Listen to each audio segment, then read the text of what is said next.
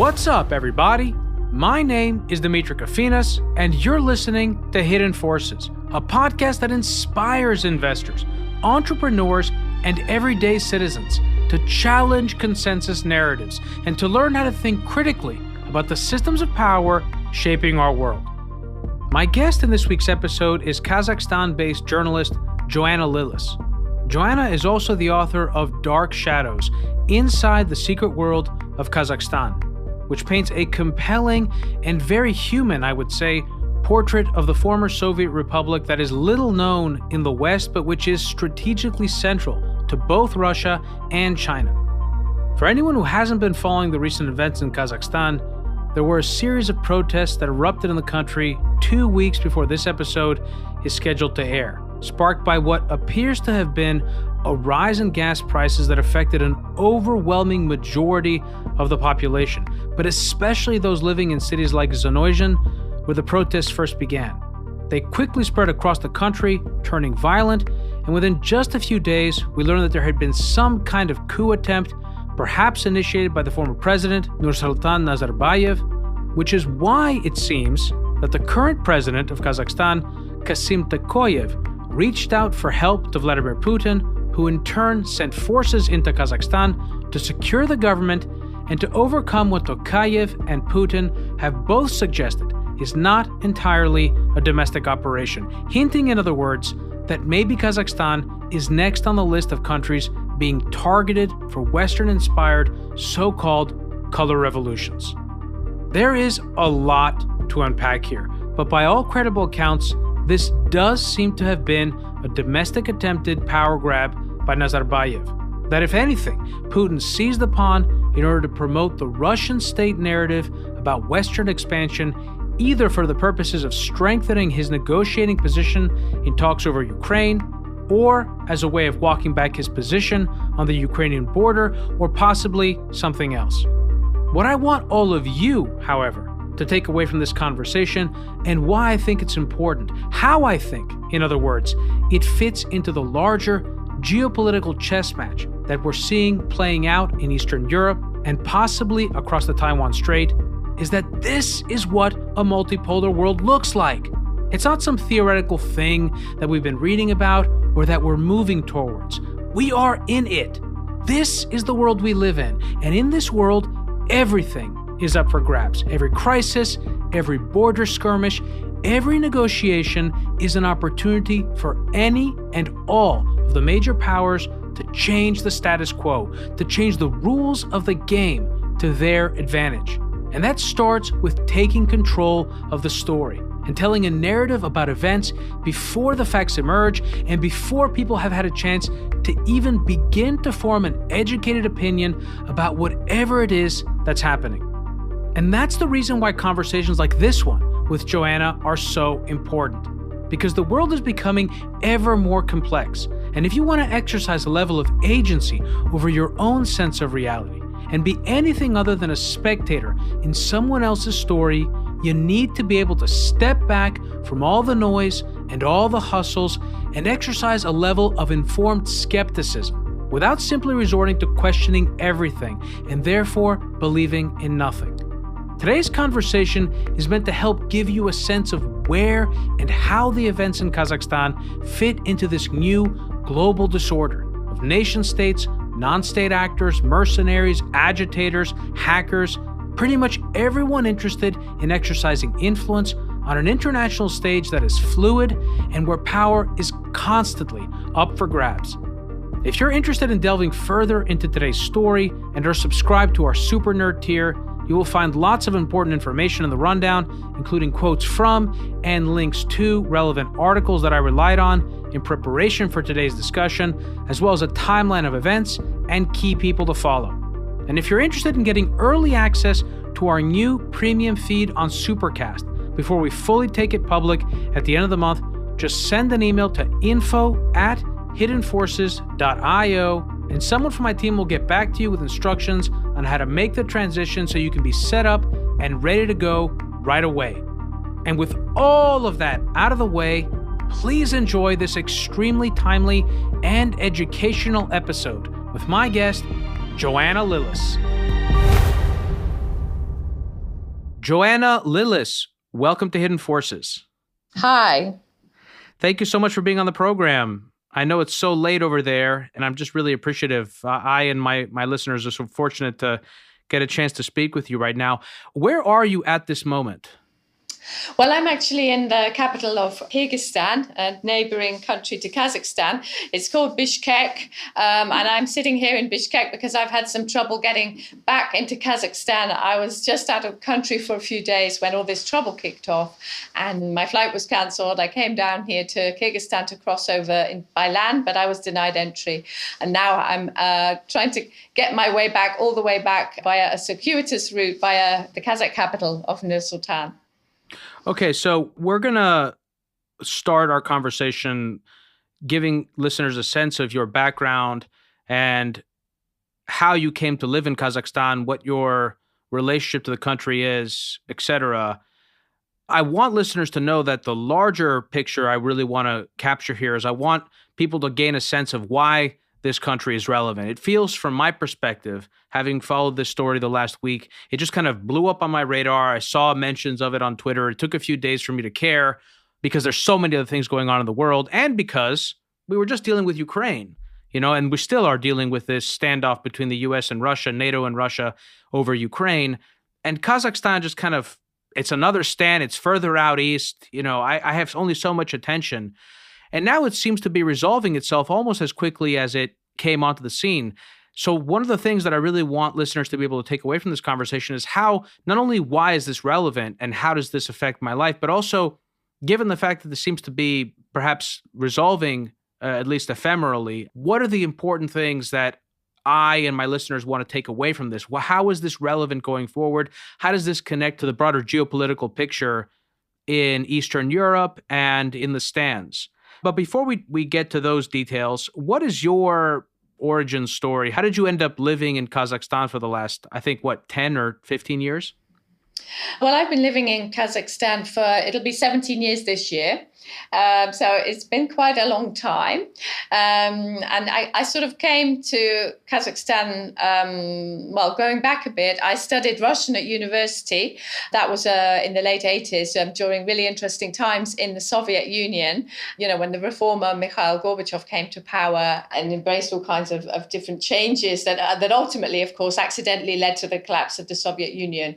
So I started studying Russian at that time, and I was sent as a language student to the Soviet Union. It was a fascinating place. And then the Soviet Union collapsed in the same year that I graduated in 1991. And it became possible to kind of just go, well, it was a little bit more complicated than that, but I did move to Moscow, find a job. And then I ended up living in Russia in the 90s for 5 years, six years maybe. And from Russia, when I was in Russia, I got a job at one BBC department called BBC Monitoring, which translates and monitors and looks at the local media and tries to make sense of it. So in other words, the Russian media in this case, and uses that for news reporting and various other things. So I got a job there. And then with them, I later moved to Uzbekistan in Central Asia in 2001, just before 9/11, actually, really just a few days before. And 9/11 put Central Asia on the map, of course, because the invasion of Afghanistan, opening of US military bases in Uzbekistan and Kyrgyzstan, also very interesting times.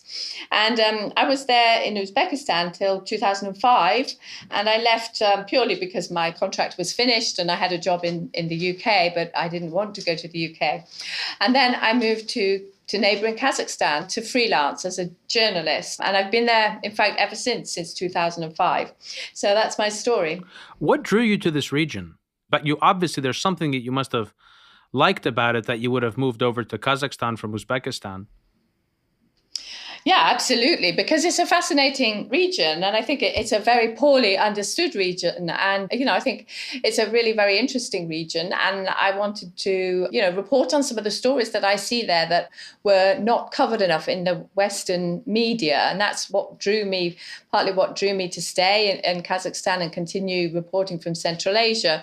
Because I think, when I moved to Central Asia, I noticed that often in Russia, some of the media reporting on Russia, the Western media reporting is quite cliched and broad brush and so on. But when you go to Central Asia, and the media reporting is really much more so because people understand the region so little. So I wanted to, tell some of the stories, and not just a lot of the reporting we do see on Central Asia tends to be geopolitical, but I wanted to also tell the human stories. And you find a lot of that in my book, Dark Shadows, because there is a section on politics, of course, and there's also sections on history and culture, which are also human stories.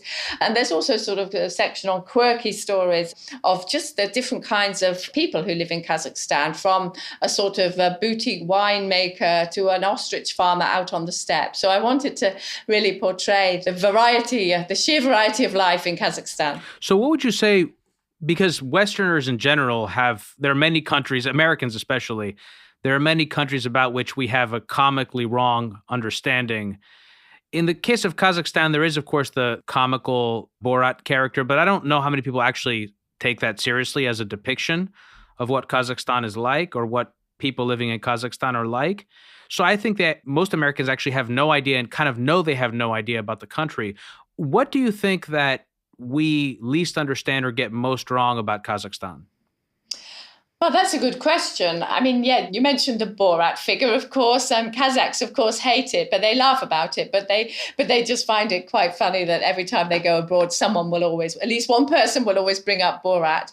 And I think they find a surprising number of people who think that Kazakhstan is like that. So I think what's most misunderstood, what's probably most misunderstood is the idea that I think there's very much an idea in some parts of the world that are more distant from Central Asia, more remote from Central Asia. I think there's an idea that Central Asia must be very different to people in the West. And in actual fact, it is, of course, very different. And it is, of course, exotic and fascinating and interesting. But I think probably what's most misunderstood, that lifestyles in many parts of Central Asia and mentalities in some cases are often similar to Western ones. So I asked you what do we least understand or most get wrong about Kazakhstan? What do you feel is important for us, in particular, given what our conversation is about today, for us to understand about the country, about its culture, and about its political economy? Well, I think one of the most important and also interesting things for foreigners to understand about Kazakhstan is its incredibly traumatic and complex and also fascinating history that has had an incredible impact on society that really reverberates to this day. And what I'm really talking about here specifically is the Stalin era in the 1930s and 1940s, when the Soviet Union was ruled by Joseph Stalin, sort of reign of terror. And he implemented all kinds of policies that affected people horrendously across the Soviet Union, but nowhere more so than in Kazakhstan. I mean, many people have probably heard of the famine in Ukraine in the 1930s, but fewer people know that there was an equally devastating famine in Kazakhstan caused by exactly the same policies, a man-made famine caused by sort of collectivization of agriculture, forcing, in Kazakhstan's case, nomadic herders onto collective farms where they were very ill-equipped for that kind of life, where they were used to their herding lifestyle, and also requisitioning their meat. So this devastating famine killed a lot of Kazakhs. I mean, by some estimates, a third of the pre-famine population, were killed, and another 600,000 fled to other countries looking for food. And that also had an effect has an effect to this day, because many Kazakhs, there are many foreign-born Kazakhs as a result, and Kazakhs live in countries like obviously in former Soviet countries, neighbors, Uzbekistan, Russia, Kyrgyzstan, but there were Kazakhs also in China, but there were also Kazakhs in places like Iran, Afghanistan, Mongolia. So some of them blown abroad by the winds of history, if you like. And so this affected Kazakhstan very greatly in terms of its obviously mental psyche, but also its demographics. And also affecting its demographics, and something that really reverberates to this day, was Stalin's forced deportations of entire peoples from the other parts of the Soviet Union in the 1930s and the 1940s. As a kind of collective punishment, he would uproot peoples and send them to Central Asia. That includes Chechens, Crimeans, or Germans, different peoples from other parts of the Soviet Union. And I write about this in Dark Shadows. And indeed, I went to track down some of the survivors of these deportations. And when I did so, I regretted that I hadn't done it earlier because it was rather hard to find anybody who had first-hand memories. And the closest I came was to track down an old lady. She was 79 at the time, Chechen lady, living in a village in northern Kazakhstan, almost entirely Chechens living there. And she had been deported to Kazakhstan from Chechnya at the age of 3 months, when the whole of the Chechen people, along with the English people, all of them were just taken and sort of dumped, most of them in Kazakhstan, some of them further in Uzbekistan. So, and this kind of recording these kind of memories for posterity, I think that was important in Dark Shadows, for me anyway, to try and record some of these memories before, these people pass away. They're very old. But I also, getting back to the point of your question, why is this important? Why is this interesting? Well, because all of these things reverberate in Kazakhstan today. It's a complex society. It's, complex demographically because it has lots of minorities. In fact, it was the only former Soviet country when the Soviet Union collapsed where the people of the country were in the minority in their own country. So nowadays, Kazakhs make up 70% of the population, but back in 1991, they only made up 40%. So that's lots of different kinds of people you encounter, different kinds of ethnicities when you travel around Kazakhstan. So let me ask you this. How does this history inform the core public concerns and political grievances that constitute the sort of foundational political chemistry in the country? And how does that factor into what transpired in Kazakhstan over the last several weeks or week or so? Well, I don't think we can say that demographics were hugely at play here. I mean, one thing notable really is that Kazakhs tend to go out and protest, whereas other minorities tend not to. Perhaps they don't feel secure. Perhaps Kazakhs feel that they have. Perhaps there's an unspoken feeling that Kazakhs have more right, if you like, to demand a political voice. But I think what we should single out about the protests, the spontaneous and peaceful protests that began this week before they were hijacked and turned violent, what we should single out about that is that we're looking at a lot of festering socio-economic grievances. And some of these have been festering for years. Maybe sometimes Kazakhs feel that they are an underclass in their own country. So, I think we need to see it from that point of view, that it's not maybe so much about that. Well, my understanding, so the superficial story that we've been presented here with is that the protests began actually outside of the capital in a smaller city, which itself has in some ways higher prices for certain basic commodities that people need to live. From what I understand, that has something to do with transport prices, et cetera. But gas prices spiked in general across the country, and there in particular. And that spike in gas prices, which are extremely low in Kazakhstan, I think it's like, what is it, like 12 cents a liter or something? Traditionally, it's something like that. 14 at the moment. 14, there you go. So, and for Americans, that's like 50 cents a gallon or something like that. So gas prices spiked. That was the initial reason for the protests. Give me a sense of what was that sort of spark and why was the government held responsible for that? And then how did that, from what you understand, translate into the more violent outbursts that we saw? And that can get us into a conversation about the official story that has been pushed by the state of Kazakhstan and what may actually be at foot here.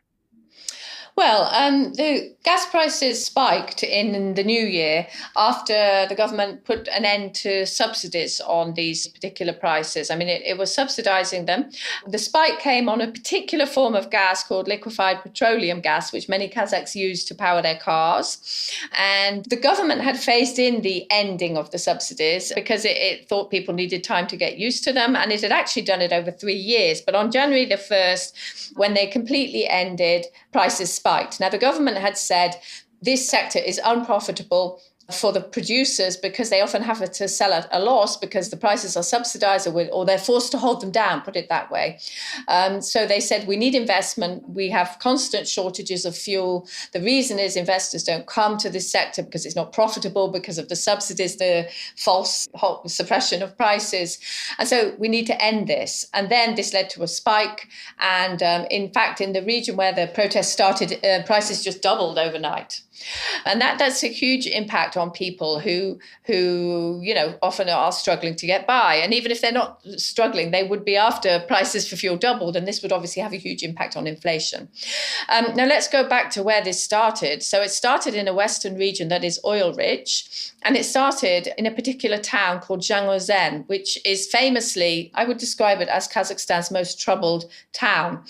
In 2011, the security forces opened fire on striking oil workers, and there were at least 15 fatalities after months of oil strikes and a terrible deterioration in relations between the oil workers and the local authorities and the oil companies. There's a lot of disaffection in that town, not surprisingly, since the townspeople were killed.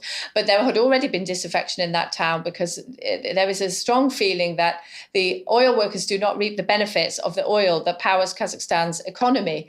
And so there's a lot of disaffection. So that's why, and also the townspeople have always felt, like many people in Kazakhstan, that they live in pretty poor conditions, pretty shabby conditions. Whereas in the capital, which is called Nur-Sultan nowadays, after the first president, they've got all these glitzy vanity projects, and they see this on their television screens, and then they, or online, and then they see how they live, and they don't like that contrast. And they also feel that money is being stolen, corruption is rife, and that's why they have to live in poor conditions. So we've got a real lot of festering disaffection in that town, and that's why people came out onto the streets immediately. The prices spiked, and then this snowballed. And one of the reasons it snowballed was because other people around Kazakhstan were feeling the effect of that price rise.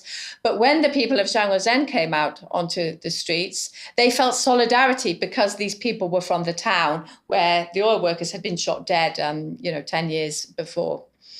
So that's the sort of background to the spontaneous protests over socio-economic issues. I mean, these protests soon snowballed into complaints over inflation generally, and over joblessness and rich-poor divide and inequality. And then they snowballed into political demands, into demands for the authorities to go, basically. And so we really saw a rapid snowballing of that situation before the projects were hijacked by violent forces. So I've seen a number of different explanations for what has transpired in Kazakhstan. I tried myself to write them down, and I came up with 3 different sort of threads. One is that there's no conspiracy. There's no one behind the protests. There's no one behind the violent outbreaks that followed. They emerged organically because of years of discontent, sparked by the spike in LPG prices, and the subsequent arrest of Karim Masimov and by the president, Tokayev, and the removal of Nazarbayev from his role as chair of the National Security Council, all of that was an entirely domestic affair. That's sort of the no conspiracy explanation. The other one, a second one that I've heard, and it has different explanations as part of it, is that, yes, the protests were organic, but then they were hijacked by their story, so to speak, or even the violence was hijacked by the Russian state, which used them to promote a narrative that Russia and its strategic neighbors are under attack. Maybe this was because Russia is committed to an invasion in Ukraine, and it wanted to use that in order to build public support back home in Moscow. Maybe it was because actually Putin wants to use it as grounds for negotiation, or maybe because Putin has backed himself into a corner. This is something else we've heard with his posture in Ukraine, and he wants to use this as an excuse to sort of walk his way out of Ukraine, to say kind of that things have gotten crazy here in Kazakhstan. We need to send troops. We need to focus here and kind of diffuse the situation. That's the first kind of conspiracy that I've heard. Those 3 explanations for it, but it involves Russian involvement. And then the other one is the one that you hear sort of pushed by both Kazakhstan and Russia, which is that the U.S. or U.S. allies are somehow behind these protests, U.S. intelligence services, Western intelligence services, and that they played a major or meaningful role in stoking dissent in an attempt to destabilize the government in Kazakhstan. And to what end, I don't quite know, but that's sort of what I have come away with. Does that capture what you feel is the sort of the range of possible stories that are out there? Not quite, because I think the government's on President Tokayev's key narrative, if you like, is not that the Americans fomented this, but that internal elements fomented this, but drew in some foreign militants and so on. It's a bit hazy, to be honest, because they're not expressing it very clearly. So there are really contradictory theories going on here. So let's kind of unpack them one by one. The idea that this was not organized, that there was no element of organization, and that really the protests were peaceful and did turn violent just because people were so frustrated simply does not stack up. There was a lot of organization. There were a lot of weapons being brought in. There were a lot of organized mobs, certainly storming down to Almaty and to other places too. And also, you don't usually see people protesting over inflation sort of going to occupy airports. That requires an incredible amount of planning, and also overrunning police stations. And it simply does not stack up, the idea that violent elements definitely made plans, and it's almost certain that this was pre-planned, but they were just waiting for an opportunity to launch their scenario. The second theory, what was the second theory? So what you're describing, just to be clear, you're describing the theory that there were foreign elements involved, correct? But you're saying they weren't necessarily foreign intelligence services? I guess give me what the official story of the government is, because I'm still confused as to what that is. And then I'll tell you the one I was describing, which is what I feel like some think tanks and other professionals here in the West are suggesting. Okay, well, no, I was unpacking the first theory, which was that this was simply spontaneous, right? No violence. conspiracy theory. What I was right. saying was the no conspiracy theory. I was saying was it's not possible, because as I've just explained about all the weapons and the plans. You don't spontaneously seize an airport. Right, so that is a no. And as for moving on to what you mentioned about the second, just to restate it, the second option I was putting forward was that essentially, yes, the protests themselves were more or less spontaneous. Yes, the supposed sort of coup is also largely a domestic affair, but that the Russian state seized upon these events in order to promote a narrative that suited it, and that it suited it for a variety of possible reasons. One, because it actually intends in this larger strategic objective to invade Ukraine, and it wanted to use this to further bolster public support in Russia around the idea that NATO and the West cannot be trusted. They are marching on their way to Moscow, and that we need to deal with them now sooner than later. That was one. Another one is that actually Russia doesn't intend to invade Ukraine, but it wants to bolster its negotiating position in Geneva. And so it wanted to use this situation to further do that, also by building public support. And then a third was that actually Putin, it's not even about bolstering his negotiating position. Sure, he would like to do that, but actually he's bitten off more than he can chew in Ukraine. He has to find a way to reduce his force posture on Ukraine's eastern border. And so he wants to use the situation in Kazakhstan and sending the CSTO into Kazakhstan as a way to kind of tell his domestic audience that let's focus on this story because things are getting too hot. I'm not sure. That's kind of how I've interpreted it. That's the second sort of conspiracy. Okay, well, I think we should row back on the conspiracy theories. And I think they're very much telling. I think in Central Asia, people often feel frustrated that they're not seen as independent actors, but everything is about what Russia is doing or China is doing or America is doing. But, people in Central Asia are capable of acting by themselves. They don't need, Russia to instigate things necessarily. Now, having said that, I'm saying row back on the conspiracy theories in the sense of it doesn't seem that Russia organized this in a deliberate bid to influence its Ukraine policy in either way, whichever way you want to look at it, the ones you mentioned. It doesn't seem that it actually organized it. But of course, Russia, being Russia, would always then seize the moment to make use of this for whatever it wants to achieve from it. And one of the things it seized on is to say that, this is an attempt to foment a color revolution. In other words, pro-Western. In other words, they're basically meaning American, pro-American. There's no evidence of that at all, because because, that there is no evidence of Americans fomenting a color revolution. And Putin has probably just seized on that to, as part of his propaganda war, because, he's adept at just seizing on things and using them for what he wants. And one of the most interesting things about that is that it completely contradicts the official Kazakh version of events. And this is kind of funny because these two are allies and they have the same goal, which is to establish stability and restore order in Kazakhstan. And, I think they were both pursuing that goal and are both pursuing that goal. But at the same time, their narratives differ. Now, Putin wants it to be anti-Western, but Russian officials have also talked about Middle Eastern militants' involvement. Whereas the Kazakh authorities have no interest in depicting this as something anti-Western and have been talking about foreign involvement, foreign militants mostly from Central Asia and Afghanistan, but also Middle East. But this is not the primary factor that they are talking about. They are saying that these people were involved.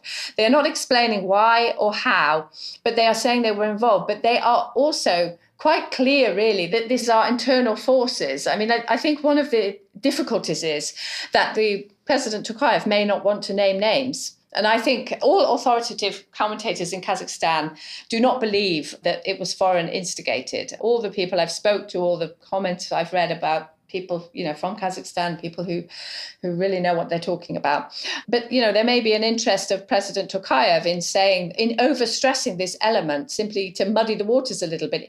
If he doesn't want to name names, I mean, there are many, many rumors going around Kazakhstan that appear to be rather well founded, that elements of the Nazarbayev family, members of the Nazarbayev family were involved in fomenting this trouble. And, two names are being mentioned, indeed, including in the media, on social media. People are talking about Nazarbayev's nephews. One's called Samat Abish and another Kairat Satibaldi. Samat Abish is in the security services as the deputy chief, as one of the deputies. At least we believe he is. There's contradictory reports of his arrest, of his dismissal. So far, they've been denied by the security services. But really, in this case, we're talking about rogue elements of the security service, and we're talking about members of the Nazarbayev family possibly, having a revanchist sort of move against Tokayev because they don't like what he's doing and they're afraid of losing their positions and their wealth and their assets and their organized crime networks when Nazarbayev dies. So this, to me, is very much the most likely scenario, and that any outside forces are just incidental, let's put it that way, and that Russia is simply just seizing on events and using them to promote a certain narrative, but certainly not fomenting trouble in Kazakhstan, I don't think, at this point. So for people who don't know, Nazarbayev was the president of Kazakhstan up until 2019. He led the country during its transition from the USSR to independence. We discussed him a bit in our episode with Tom Burgess on the sort of global money laundering network. Kazakhstan was a big part of that story, and I know that he, in part, relied on your book in order to fill in some details of his own reporting, or I think he did. Maybe I'm speaking out of turn. So given the fact that it does seem that Russia has seized upon the events in Kazakhstan to promote a particular narrative, it's clear that they're taking advantage of it one way or the other. What should Western audiences take away from the events in Kazakhstan that are actually relevant to them and to the sort of geopolitical situation unfolding in Ukraine and with talks in Geneva? Let's separate out the things that are domestic affairs that aren't necessarily relevant and those that have knock-on effects. Do you see any lasting impact of what's happening in Kazakhstan to the broader geopolitical picture? Certainly, there'll be a lasting impact on the geopolitical picture. I mean, geopolitically, Russia emerges as the victor here because, for two reasons, really. It's been able to do a massive projection of hard power by managing to deploy troops so quickly into Kazakhstan and helping to restore order. We've never really seen the Collective Security Treaty Organization, the regional body, the region's answer to NATO, in action like this before as so-called peacekeepers anyway. But we've certainly seen it appeared to be successful. So that's a good projection of hard power, military power, at a time when Putin wants to show himself as the strong man as he saber rattles over Ukraine. But also, I think it's important to note that Russia also managed to project its soft power. It might seem paradoxical while it was marching around the streets of Almaty with the troops. But really, we've got Kazakhstan inviting Russia in and expressing great gratitude to Russia as being the sort of leader of this security treaty. And so we've seen that Russia, can sort of project itself. Look, it's not just us aggressive towards our neighbours in the region. We have a neighbour here who likes us, who loves us, who invited us in. We came to help, and we all achieved the goal we set out to achieve, which was to, keep the president in power and sort of fight off the insurgents, such as they were. So does Tokayev come out of this situation with more power and with his position more firmly entrenched? And what does this mean for Kazakhstan going forward? Yes, I would say Tokayev comes out very much with more power since he successfully fought off the challenge, what really did look like an attempted coup. Before I just talk about those domestic implications, it's also worth mentioning, of course, that he does now owe Russia one. He owes Putin one. So let's see when Putin calls that in. From that point of view, he's weaker, I would say. Weaker, certainly, in his relationship with Russia. And of course, it's already a very unequal relationship. The domestic implications are absolutely kind of earth-shattering, actually. And these are very interesting times in Kazakhstan, because the first president, Nursultan Nazarbayev, 30 years in power. And even when he resigned, he remained at the helm, really, sort of pulling Tokayev's strings. He had a lot of official positions. And it was generally believed that, Tokayev's the puppet and he's the puppet master. But now we're really seeing the sidelining of Nazarbayev. And I think what we could say is this is the real end of the Nazarbayev era now. Not when he resigned in 2019, but now. Because, we've seen Tokayev pushing him out of the Security Council. This is a job that Nazarbayev, the first president, has the right to hold for life, but he's pushed him out and taken over. Already, in fact, Nazarbayev had already stepped back from various other roles in last year, including chairing the ruling party. He handed that himself to Tokayev. But in this case, clearly, Tokayev took the security role away from him. We've also seen Tokayev already, just today, moving against Nazarbayev's family. Now, the family are hugely powerful and hugely wealthy and hugely resented by ordinary people in Kazakhstan. So it's a win-win for Tokayev if you can rein them in, because ordinary people will be grateful, and also Tokayev, in order to secure his own power, needs to rein them in, especially if rogue elements of the family have tried to topple him. That's an if. So I'm not saying they did, but especially if. So Tokayev has only today, given all that he has on his agenda, it's amazing that he decided to announce in Parliament that he was closing down a company run by Nursultan Nazarbayev's daughter, or at least, let's say, closely linked to Nursultan Nazarbayev's daughter, which has caused huge anger in Kazakhstan over imposing massive recycling fees on cars. It's a kind of marginal issue. But Tokayev has got so much on his plate. He's emerging from an attempted coup. He's got foreign troops on the ground, but he has time and energy in Parliament today to say that company's going. So he's trying to show people of Kazakhstan that he is moving against the Nazarbayevs, who are really very unpopular. It's worth remembering that the main slogan of the protesters, and this is not just this round of protests, but for years, is old man out. And that in Kazakh, that's shalket, and it's shouted at protests about, and it means Nazarbayev should get out of politics even after he's resigned. But it also means that it also refers to the wider political establishment and how fed up people are with it. Joanna, there are so many different theories and different parties pushing different narratives, serving different agendas, that it's really helpful and quite a privilege, really, for me and my listeners to be able to hear from someone like you on the ground so early on. It really helps me understand where to focus my attention so that I don't end up wasting time chasing dead ends or connecting the wrong dots, so to speak. So I thank you again so much for coming on the program and for being willing to stay up so late to speak with me. Thank you very much for having me. It's been an absolute pleasure, and I will urge people to come and visit Kazakhstan. For more information about this week's episode, or if you want easy access to related programming, visit our website at hiddenforces.io and subscribe to our free email list.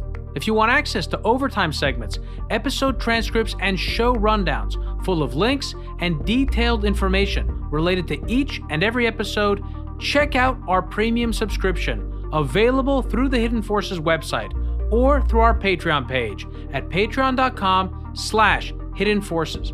Today's episode was produced by me and edited by Stylianos Nicolaou. For more episodes, you can check out our website at hiddenforces.io. Join the conversation at Facebook, Twitter, and Instagram at Hidden Forces Pod, or send me an email at dk@hiddenforces.io. As always, thanks for listening. We'll see you next week.